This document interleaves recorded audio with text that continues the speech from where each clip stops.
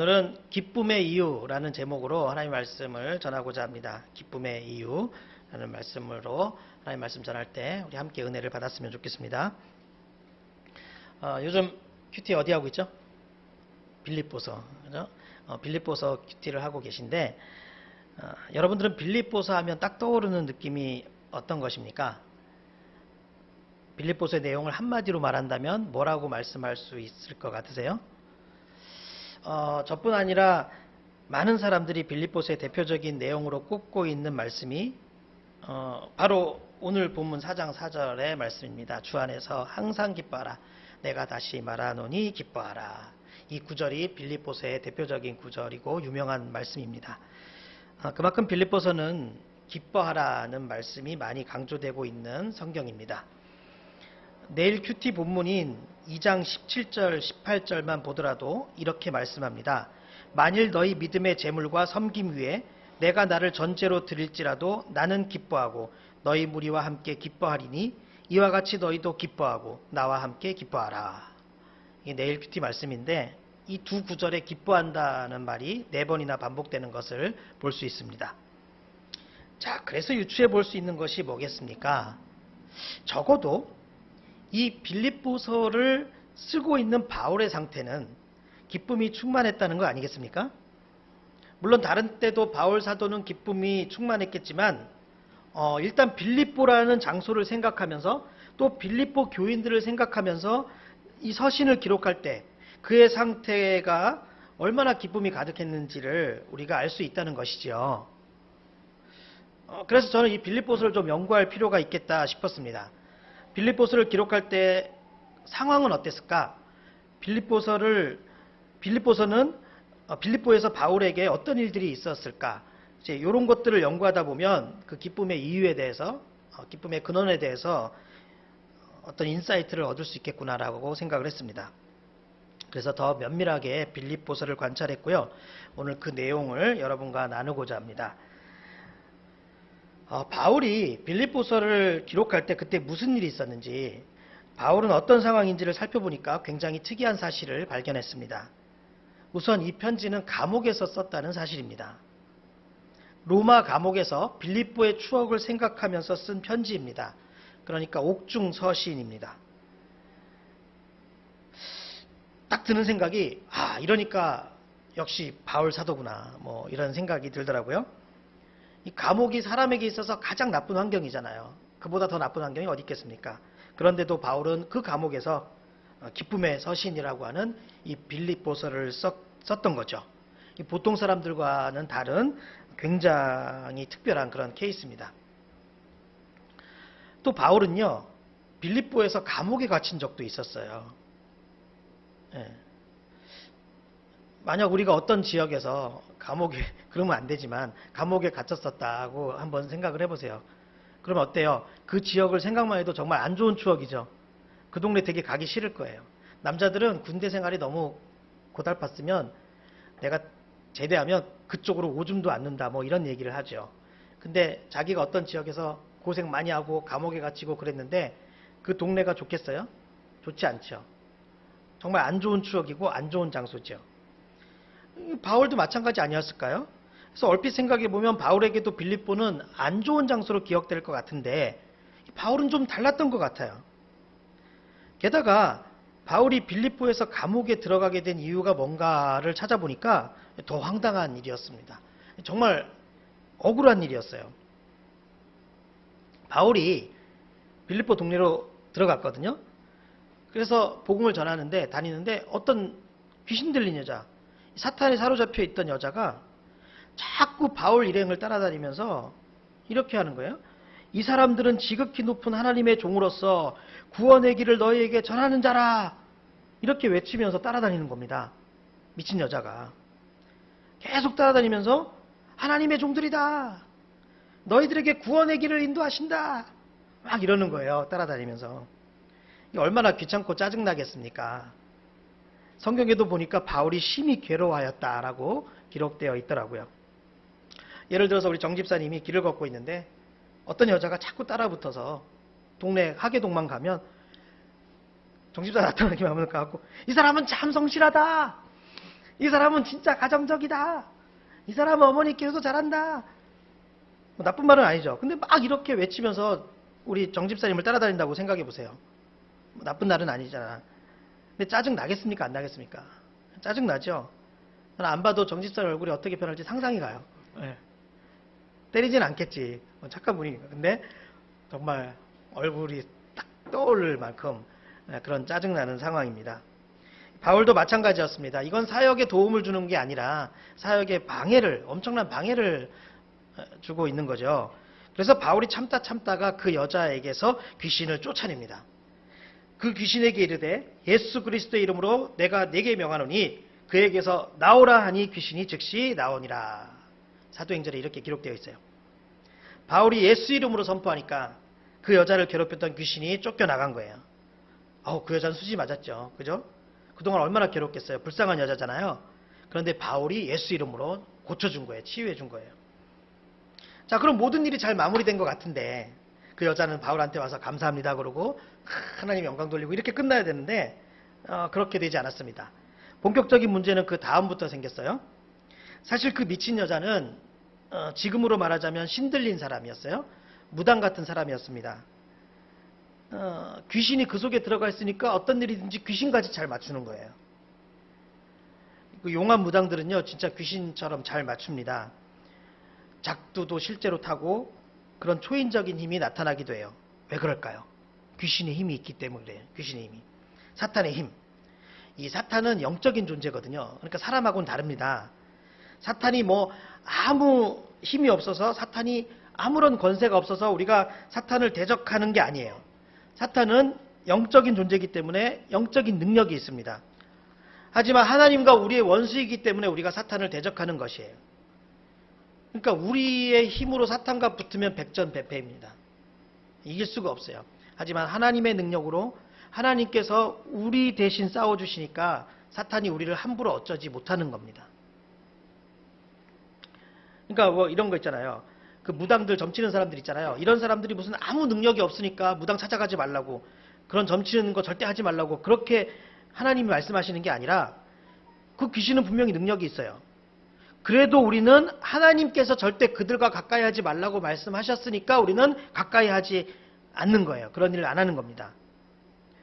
사탄이 왜 사람들을 노예로 삼을 수 있을까요? 능력이 있으니까 그래요. 또 그런 것을 추종하니까 그런 것을 따르는 사람들은 사탄의 권세에 붙잡혀서 사는 사람이 되는 겁니다.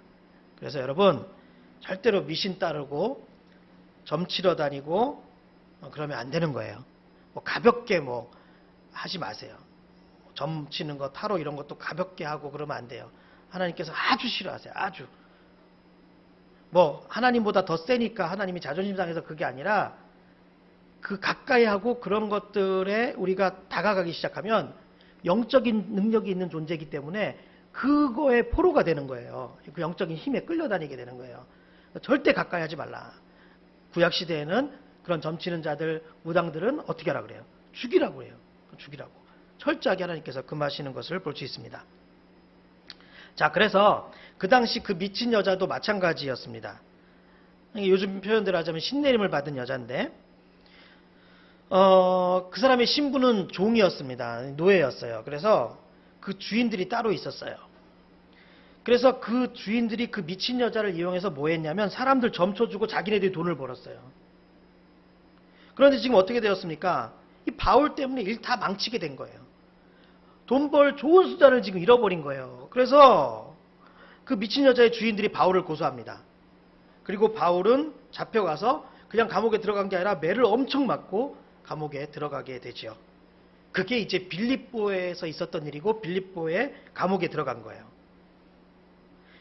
사실 바울이 진짜 좋은 일 한 거잖아요. 그런데 엄청 얻어맞고 감옥에 갇히게 되었어요. 얼마나 억울하겠습니까? 정말 빌립보 생각하면 되게 짜증날 거예요.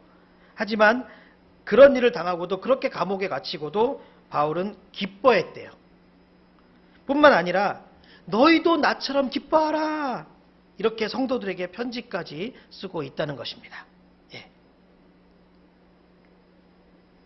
자, 그렇다면 바울이 그런 상황에서도 기뻐할 수 있었던 이유가 무엇일까? 마인드 컨트롤의 결과였을까요? 바울은 워낙 훌륭한 사람이었으니까 뛰어난 수양을 해서 그렇게 되었을까요? 비록 환경은 나빠요. 그렇지만 그 안에서 긍정적인 부분들을 발견해서 감사한 점들을 발견해서 그런 것들을 생각하면서 좋은 쪽으로만 생각하면서 기뻐했던 것일까요? 우리 왜 그런 말이 있잖아요.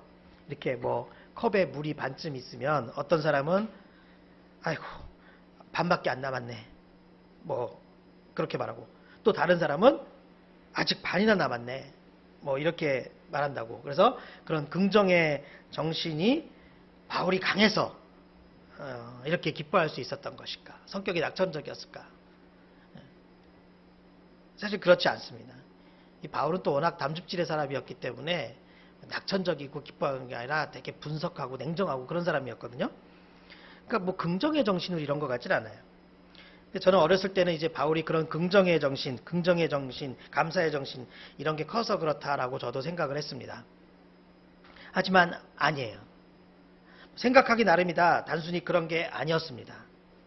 그런 것이 아니라 바울이 기뻐할 수 있었던 분명한 이유와 근거가 있었더라고요.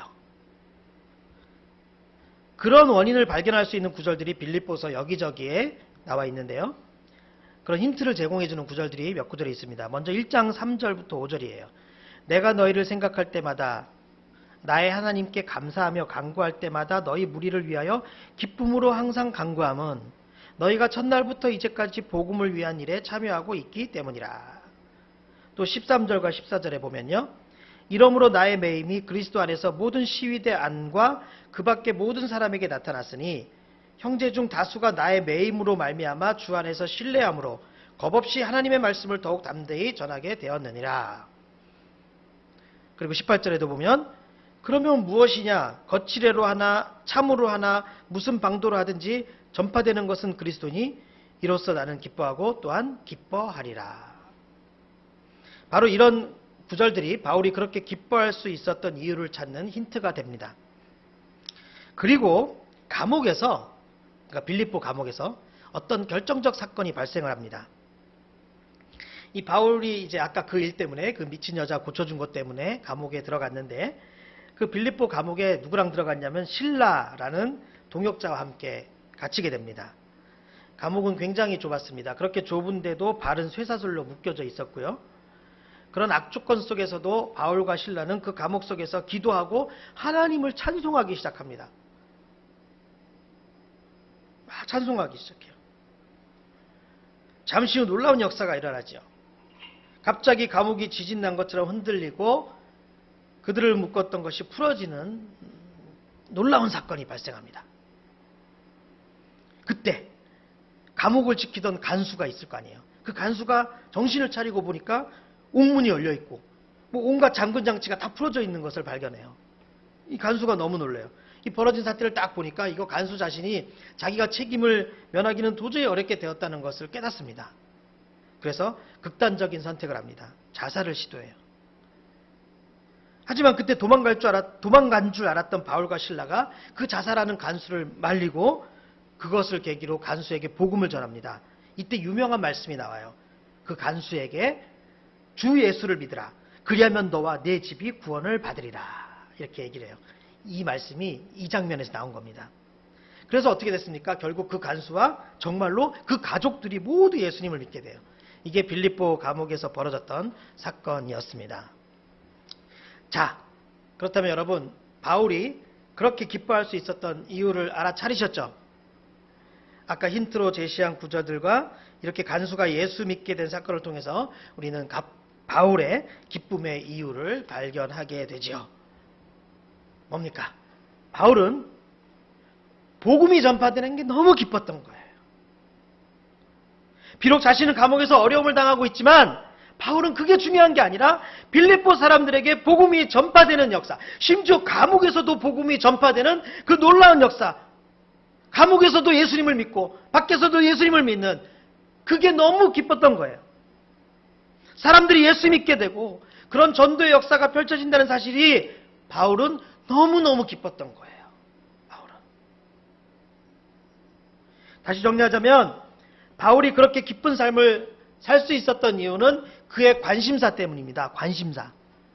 그의 관심사가 그가 처한 환경에서 막 잘 진행되었던 것이에요. 스포츠를 예를 들어보면 우리 프로야구 원혜 형들 뭐 프로야구 응원하는 팀 있어요? 승우 형들은 없어? 근데 두산을 응원한다 만약에 그래. 근데 우리 승우 형제가 두산 팀 응원한다. 그러면 승우 형제가 두산이 이기면 기분 좋아야 나빠? 좋죠. 두산이 지면 당연히 나쁘죠. 당연한 거죠. 왜? 나의 관심사는 두산에 있기 때문이야. 그래서 그 관심사가 어떤 상황이 되냐, 거기에 따라 행복하기도 하고 불행하기도 한 거예요. 근데 바울의 관심사는 복음 전파였어요. 복음 전파. 그러니까 복음이 전파되면, 잘 전파되면 기쁘고, 복음 전파가 어려워지면 슬픈 거예요. 그 외에 다른 여러 요소들에 대해 그런 것들은 바울에게는 큰 문제가 아니었어요.